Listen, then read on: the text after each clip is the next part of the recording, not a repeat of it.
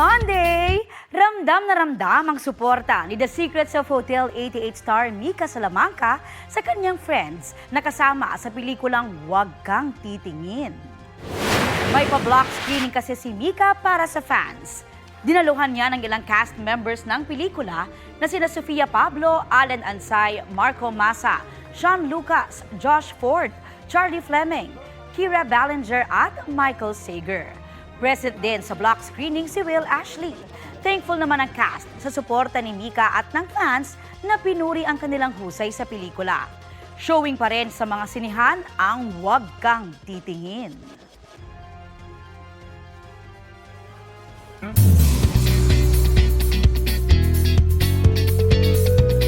From Pinoy Big Brother fanships, mas lalayag pa ang shippers ng tambalang Cap Heat.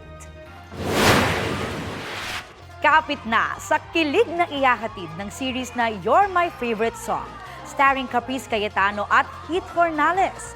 Makakasama nila sa romantic drama series ang co-housemates na sina Marco Massa at Clifford. #seated daw ang fans sa seryeng mapapanood soon sa GMA Afternoon Prime. Ang cast kaya, ano-ano ang nasa favorite song na playlist? Yung happy na song, Because I'm Happy. OMD po by Ashley Sarmiento, Marco Massa, and Heath Hornales. Yes! Oh, my days feel so good when I'm talking to you.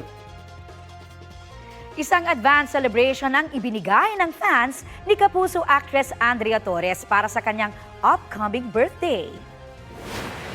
Tila naging debutant ulit si Andrea in her pink and purple themed party.